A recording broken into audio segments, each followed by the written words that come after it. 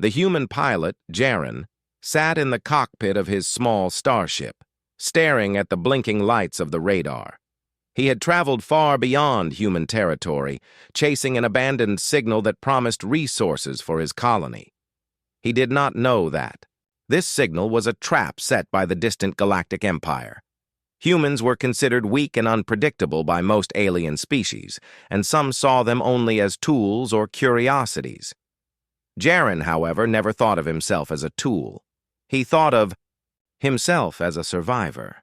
The moment his ship crossed the invisible border, alarms flared across the Empire's patrol ships.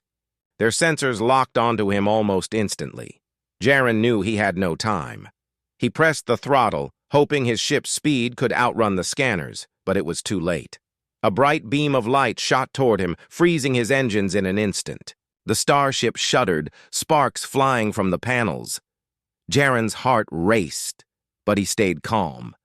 He activated the emergency landing thrusters, forcing his ship to descend onto the rocky surface of a nearby moon. The ship landed roughly, sending dust into the air, but it did not explode. That was the first miracle he counted. The second came in the form of the alien soldiers who emerged from the shadowed cliffs. They were tall, armored, and armed with strange energy weapons. At their center was a figure taller than the rest, her posture perfect, her eyes cold but sharp. She wore a crown-like structure on her head, marking her as royalty. Her name was Kalira, the Empire's young princess. She stepped forward slowly, observing the human with an intensity that made Jaren feel exposed. "Do not move," she said, her voice calm, yet commanding. Jaren noticed that despite her cold tone, she did not give the order to harm him. "I don't want trouble," Jaren replied, keeping his hands visible. "I didn't know this area was off-limits." Kalira's gaze did not waver. "All humans are off-limits," she said, her lips forming a hint of a smile, though it did not reach her eyes.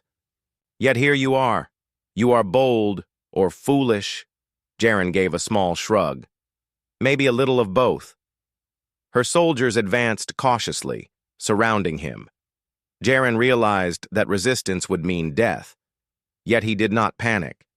He studied Kalira, noticing something unusual. Most alien leaders he had heard about were cruel, quick to punish. But Kalira's eyes held curiosity. She studied him like an artist studying a new subject, trying to see every detail. "You will come with me," she said finally. She stepped closer, her hand motioning to the energy cuffs that hovered before him. They locked onto his wrists instantly. "Do not try to escape. These cuffs are stronger than your engines." Jaren sighed. "I suppose I don't have much choice." He let them lock him in, feeling the strange energy hum against his skin. Kalira motioned for the soldiers to lead him away. The journey to her palace was long. Jaren was placed in a secure transport, yet Kalira followed closely in another ship. Occasionally, she glanced at him, silently observing his reactions. She noticed how he didn't show fear, how he analyzed every situation, how he seemed human in a way she did not expect. During the ride, Jaren tried small talk. "You must get tired of this job catching humans." Kalira's lips twitched. "This is not a game," she said. "Humans are unpredictable." "Maybe unpredictable is what you need," Jaren said, watching her eyes. She did not reply. Instead, she returned to staring out at the stars. When they reached the palace, it was unlike anything Jaren had imagined. Towering spires reached into the sky, glowing with energy fields. Robots and guards moved through the hallways with precision. He had entered a place that seemed alive, a hive of control and discipline. Kalira led him to a room deep within the palace. It was not a cell exactly. It was smaller than the grand halls, yet comfortable. Large windows showed the endless expanse of space. Jaren sat on a simple bench, noting that the room had no guards, just Kalira standing near the door. "You will stay here," she said. "You will not be harmed." As long as you follow my rules. Jaren raised an eyebrow. That sounds almost generous for someone who just captured me. Kalira tilted her head slightly. I do not harm what is rare, she said simply. And humans? You are rare in ways my people rarely understand. Jaren could not hide his surprise. No one had ever said anything like that to him. He had always been told humans were weak, expendable, insignificant. Yet this alien princess seemed to see something else. Then I should consider myself lucky? He asked, a small smile forming. Kalira nodded once. Consider yourself a treasure, she said. The words echoed in Jaren's mind. A prisoner. And yet a treasure. He did not understand it fully, but he felt a flicker of hope. Maybe this was not just captivity. Maybe it was the beginning of something he could survive, maybe even influence. Days passed. Kalira visited him often, not to interrogate but to observe. She asked questions about Earth, about human culture, about how he had become a pilot. Jaren answered carefully, knowing that every word could be used against him or to his advantage. He noticed that Kalira seemed conflicted. She was torn between her duty to her empire and her curiosity about him. He began to realize that she was not like other rulers. She was thoughtful, precise, and capable of mercy. And that gave him an idea. If she could see value in him, maybe she could be an ally instead of a captor. One evening, as he watched the stars through the large window, Jaren spoke softly. Why do you guard me like this? Why not just leave me alone or hand me over? Kalira's expression softened slightly. Because even in a galaxy full of rules and wars, some things are worth protecting. You are worth protecting. Jaren stared at her. He did not fully trust her yet, but for the first time since his capture, he felt that being a prisoner might not mean the end. Perhaps it could mean a beginning. And in the quiet hum of the palace, with stars stretching endlessly outside, a strange understanding began to form, between the human and the alien princess, between prisoner and protector. The galaxy outside might see humans as weak, but here, in this room, under the watchful eyes of Kalira, Jaren realized that he had survived far worse than captivity, and that survival might just be the first step toward changing everything. Days passed slowly in the glowing palace. But Jaren did not feel trapped in the way most prisoners did. He still could not leave. But Kalira made sure his room was comfortable, with enough food and water. And sometimes, she even brought small gifts, a book from her collection, or an alien fruit he had never seen before. At first, Jaren thought these gestures were tests, or perhaps subtle mockery. But over time, he realized they were sincere. Kalira visited him daily. She asked questions, listened, and sometimes just watched him silently as he moved around the room. Humans, she had heard, were simple and weak, but Jaren was neither. He was clever, fast-thinking, and careful. Even in a room designed to trap him, he noticed details others missed. The pattern of the guards' rotations, the humming of energy barriers, the subtle flicker of lights when someone approached. You are always observing, Kalira said one morning as she entered the room. She did not sound angry, only curious. I have to, Jaren replied lightly. I'm a pilot. Observation is part of my job. She studied him closely.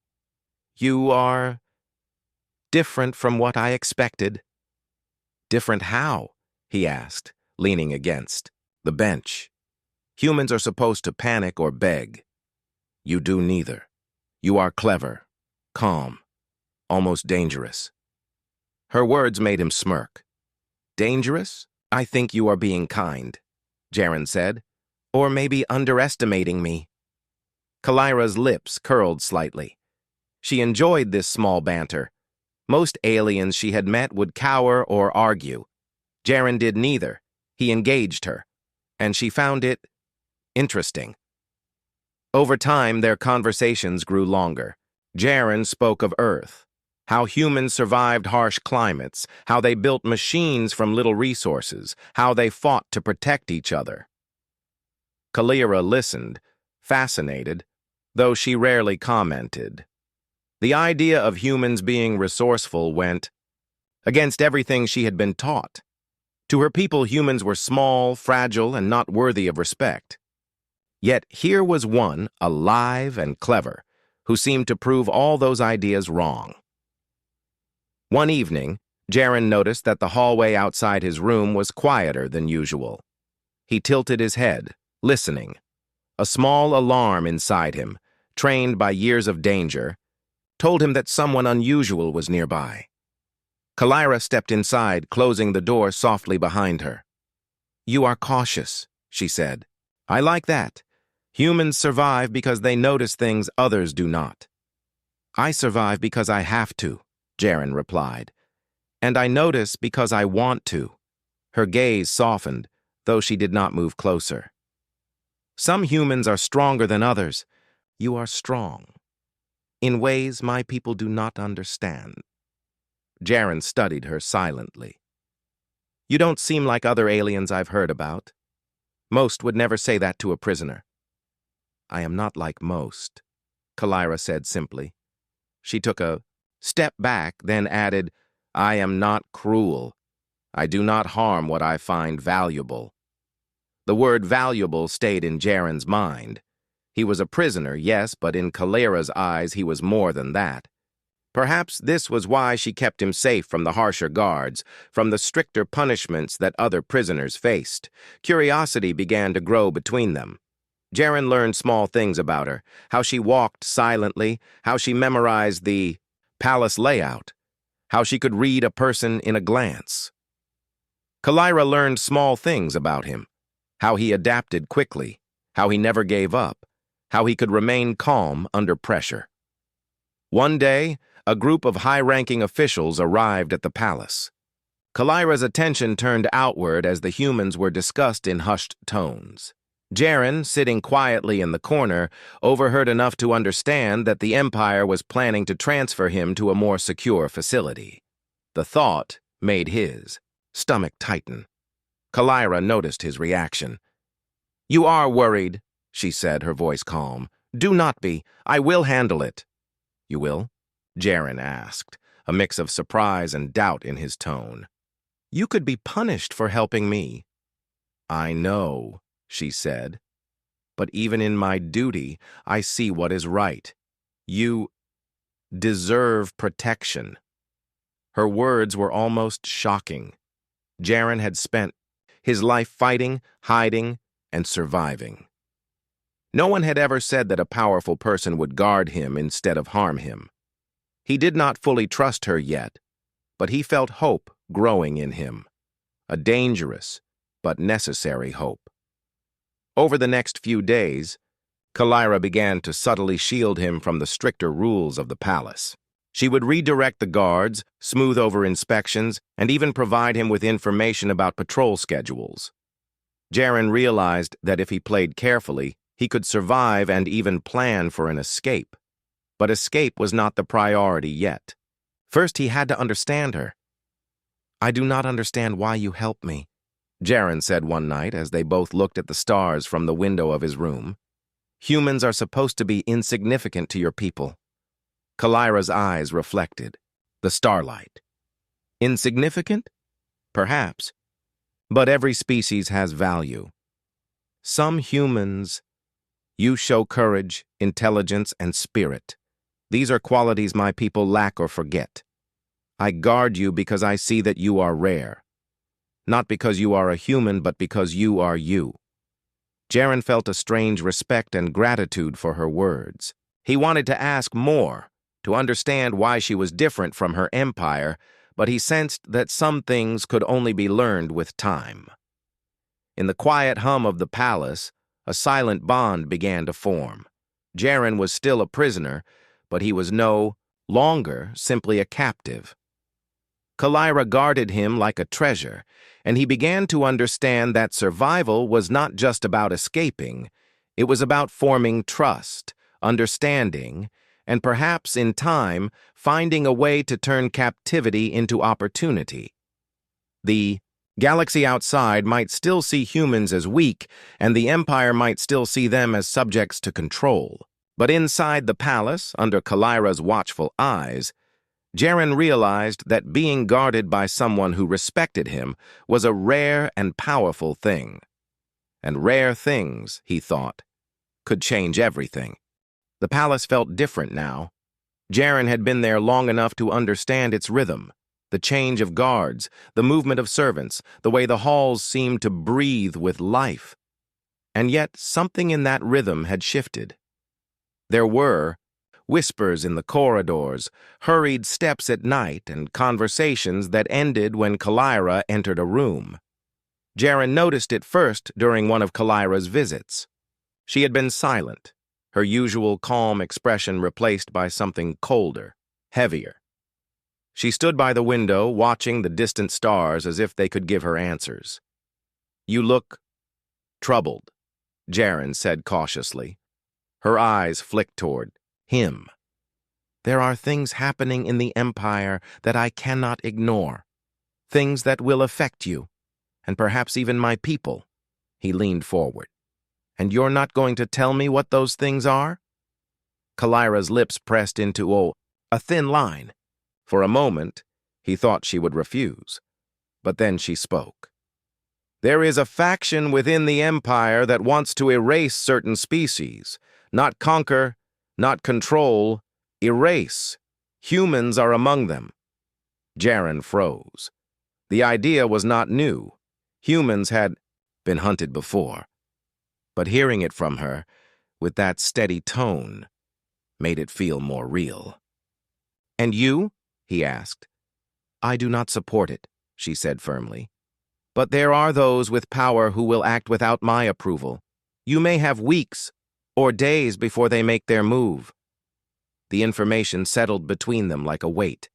Jaren's instinct screamed to plan, to escape, to warn others, but the palace was a fortress and he had no allies here, except one. "What do you want from me?" he asked quietly. "I want you to trust me," she said, meeting his gaze. "And I want you to survive." It was strange. She was his captor, yet her words felt genuine. Jaren's mind worked quickly. If she was willing to defy her own people, to protect him, perhaps she could be convinced to do more. Over the next few days, their meetings changed. Kalira began sharing small pieces of information, guard schedules, security blind spots, and which officials were most dangerous. She never called it a plan, but Jaren recognized it for what it was: preparation. One night, she entered his room carrying a small device. She placed it on the table, its smooth metal surface glowing faintly. "This," she said, "can connect to your human networks. But it is dangerous. If anyone in the palace detects it, they will know I helped you." Jaren studied the device. "Why give this to me?" "Because you need to tell your people what is coming," she said simply. It was the first real sign that she trusted him as much as he trusted her. Carefully, Jaren began to use the device, sending encrypted messages through the smallest gaps in the palace's security. It wasn't enough to call for a rescue, but it was enough to warn them. Danger was coming. In between these secret actions, their conversations deepened. Jaren asked her why she was different from the others. Kalira admitted she had always believed in protecting the rare and the unique. "My people think strength is only in numbers or weapons," she said. "I believe it can also be in spirit, in the will to survive. You have that." Jaren almost laughed. "You talk about me like I'm some ancient relic you're afraid to break." She tilted her head slightly. "Perhaps you are." The tension in the palace grew sharper. Jaren overheard more conversations, orders for ship movements, secret meetings in the night. Kalira was always nearby, subtly guiding him away from trouble. But he knew it couldn't last forever. One afternoon, as they walked through a quiet corridor, Kalira spoke in a low voice. "There will be a transfer soon. They will try to move you to a secure site where even I cannot reach you. We must act before then." Jaren kept his voice steady. "Act how?" "I will take you out of the palace," she said. "But you must be ready. If we are caught, they will not show mercy." It was risky, too risky, but Jaren knew the alternative was worse. "I'll be ready," he said. For the first time since his capture, Kalira smiled, not the polite, controlled smile she often wore, but a small, real one. Good. That night, Jaren worked silently in his room, memorizing the map of the palace and the escape route Kalira had described. He thought about how strange his situation had become. A prisoner plotting escape with the help of the one who captured him. The next day, Kalira brought him more than information. She placed a small dagger on the table between them. "This is for emergencies only," she said. Jaren raised an eyebrow. "You trust me with a weapon?" "I trust you not to use it on me," she replied without hesitation. That trust meant more to him than he could admit. He took the dagger, tucking it away. "I guess that makes us partners." Her gaze softened. Partners in survival. Every hour after that felt heavier. The plan was simple, but the risks were countless. Guards could spot them, alarms could trigger, and the Empire's hunters could be waiting outside.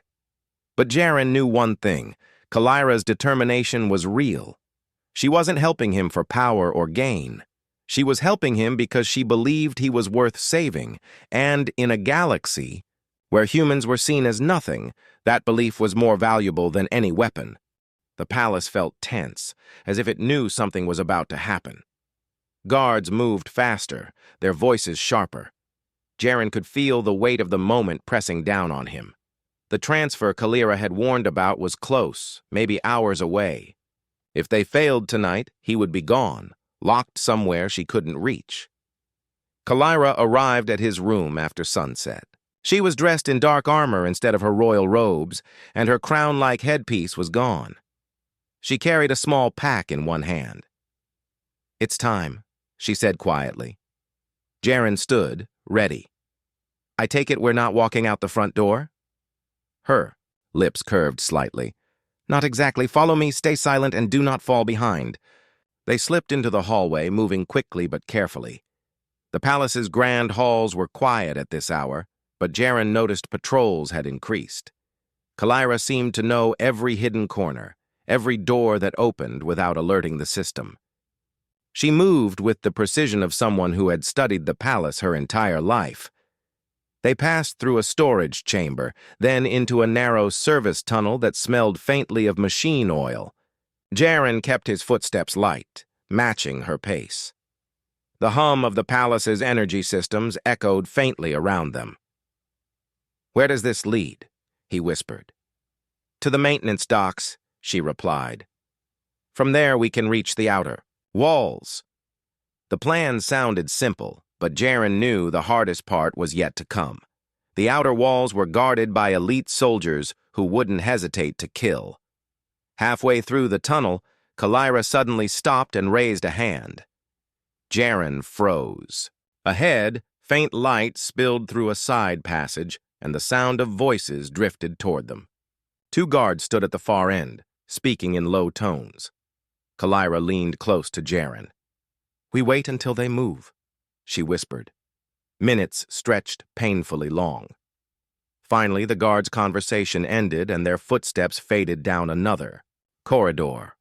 Kalira gave a small nod, and they continued. The maintenance docks were larger than Jaren expected, a cavernous space filled with drones and repair platforms. The faint hum of machinery filled the air. They moved quickly across the open floor, keeping to the shadows. Near the far wall, a narrow hatch led to the outer perimeter. Kalira unlocked it with a small device from her pack. The hatch opened with a faint hiss, revealing the night air of the alien city beyond. Jaren stepped out first, his boots landing on a metal walkway high above the streets. The city stretched below them, glowing with strange lights and towering. spires. It was beautiful in a way, but they had no time to admire it. "This way," Kalira said, leading him along the walkway. They were almost at the wall when the sound of a voice rang out behind them. "Stop!" Jaren spun around to see 3 soldiers emerge from the shadows, weapons raised. Kalira reacted instantly, stepping in front of him. "Stand down!" she ordered sharply. The soldiers hesitated, clearly unsure how to respond to their princess. "Your Highness, why are you here with the prisoner?" one asked cautiously. "That is not your concern," she said coldly. "Return to your post." One of the soldiers stepped forward, suspicion in his eyes. "The prisoner is scheduled for transfer. You are interfering." Jaren could feel the tension rise. If they fought now, the alarm would sound, and their escape would be over. Kalira's voice hardened. "You will obey me, or you will answer to the Emperor himself." For a moment, no one moved. Then slowly, the soldiers backed away. They didn't lower their weapons, but they didn't follow. Kalira grabbed Jaren's arm and pulled him toward the final gate. "That was close," Jaren said under his breath. "Too close," she replied. "We must hurry." The outer wall was a towering structure of smooth metal and glowing energy fields. Kalira led him to a narrow service lift hidden behind a supply station. The lift carried them to the top, where the wind howled around them. Here the view was endless, city lights fading into darkness, the stars hanging like distant fires. Jaren spotted a small transport ship waiting at the far end of the wall. "That's ours?" he asked. "Yes," Kalira said. "It's unregistered. No one will track it." They were halfway across the wall when the alarms began to blare. Red. Lights flashed along the structure. Somewhere below, a voice shouted orders. "They know," Jaren said, breaking into a run. Kalira ran beside him, her armor clinking softly. Blaster fire cracked through the air, striking the metal near their feet. Jaren ducked low, following her lead as they sprinted toward the transport. 2 guards blocked their path at the docking point. Jaren didn't hesitate. He lunged forward, using the small dagger Kalira had given him. He struck the weapon from one guard's hands, then shoved him aside. Kalira moved like a shadow, knocking the second guard down with a precise strike to the neck.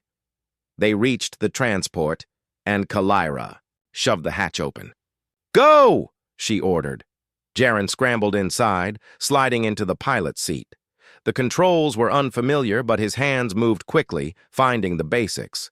Kalira jumped in beside him, sealing the hatch as blaster fire rattled against the hull. "You fly it?" she asked. "Watch me," Jaren said, pulling the ship into the air. The engines roared and the city dropped away beneath them. Pursuit ships appeared on the radar almost immediately. Kalira activated the ship's defense systems, sending bursts of energy toward the nearest pursuers. Jaren weaved through the sky, skimming rooftops and darting between towers. "They won't stop," Kalira warned. "Then we make them lose us," he said, angling the ship toward the dark horizon. As they sped away from the city, Jaren felt the adrenaline pounding in his chest. They weren't safe yet, but they were free of the palace. And for the first time, he wasn't just Kalira's prisoner. They were fugitives together. The alien base was no longer quiet. From the moment the warning sirens had begun blaring, the corridors filled with the sound of hurried footsteps and muffled shouts. Guards rushed past, their armored boots clanging on the metal floors.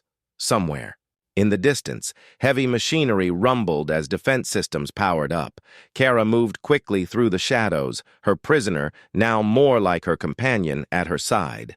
Daniel's wrists were still bound, but his eyes were sharp, alert, scanning every passage. He could tell the base was preparing for something big. "What's happening?" he whispered as they ducked into an empty storage bay. Scouts reported. "A fleet approaching," Kara said, her voice low but tense. "Not ours. Not yours either." Daniel frowned. "Another species?" Kara nodded. One you don't want to meet. Raiders. They strip ships, enslave crews, and burn what they can't. Take! Daniel leaned against a crate, thinking quickly. If they attack, this base won't hold them off for long. Kara's lips tightened. I know. That's why I have to make a choice. Daniel studied her carefully. You mean between following your orders and letting me go? Her eyes locked on his, and for the first time since he had met her, she looked uncertain. You are my prisoner. My duty is to keep you here until my superiors decide your fate. But, she hesitated, I've been guarding you for days. I've seen how you think. You're resourceful, stubborn, and you don't give up. If anyone could survive what's coming, it's you. The tension between them was thick, but there was no time to stand still. The sirens changed tone, becoming a deep, pulsing alarm. The raid was starting.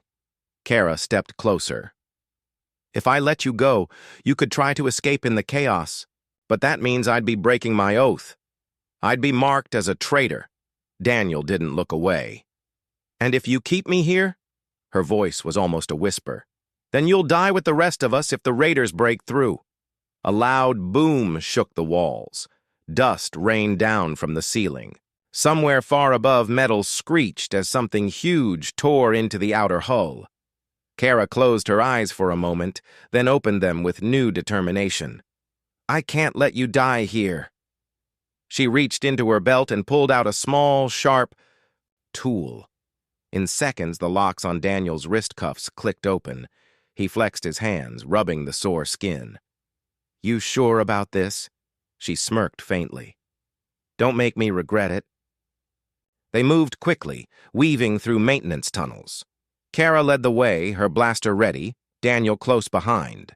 The lights flickered overhead as the base's power systems struggled. They rounded a corner and ran into a squad of alien guards.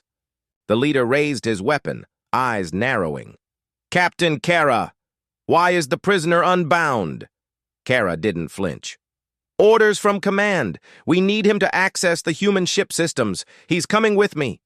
The guard hesitated, then nodded, and stepped aside. Kara didn't slow down until they were out of sight. You lied for me, Daniel muttered. She shrugged. First time for everything. The rumbling above them grew louder. They reached the hangar bay, but the sight made Daniel's stomach sink. The raiders' ships were already forcing their way in, sleek black vessels with claw-like landing gear. Their weapons fired in bursts of white light, tearing through defense drones. Kara grabbed Daniel's arm. There! She pointed to a smaller service craft near the far wall. It was battered but still intact. They sprinted toward it, dodging. Debris. A raider spotted them and fired, the blast missing by inches. Daniel ducked behind a crate, his heart pounding. Kara returned fire, forcing the raider to retreat. Go! Get inside! Daniel climbed into the cockpit, quickly assessing the unfamiliar controls. Kara jumped in beside him, sealing the hatch. The ship's systems hummed to life. You know how to fly this thing? She asked. Not exactly, Daniel admitted, hands moving over the controls. But I'm a quick learner. The ship lifted shakily off the deck. Outside, chaos reigned, raider ships clashing with what little defense the base still had. As they broke free from the hangar, Kara looked back at the station. They'll call me a traitor. Daniel glanced at her. You saved my life. That's not betrayal. Her voice was quiet but firm. It is to them. But maybe it's worth it. The stars stretched ahead, and for the first time since Daniel's capture, freedom felt close. But the raiders were still out there, and neither of them knew what waited beyond the next jump. Still, for now, they had escaped, and they had each other. The great hall of the Virel Dominion was silent. High above, banners of different alien houses hung, swaying gently from the air systems. Every noble, soldier, and council member in the room watched the two figures standing in the center, Captain Elias Ward and Commander Salara Vey, Elias stood tall, though he was still wearing the dark prisoner's uniform. Solara stood beside him in her shining silver armor, her long braids falling over her shoulders. But for the first time, her stance wasn't that of a guard. It was that of an ally. The council leader, a tall, thin alien with deep blue skin and piercing golden eyes, broke the silence. "Commander Vey," the leader said, voice cold, "you were sent to guard this human until the execution orders arrived. Yet now you stand beside him. Explain."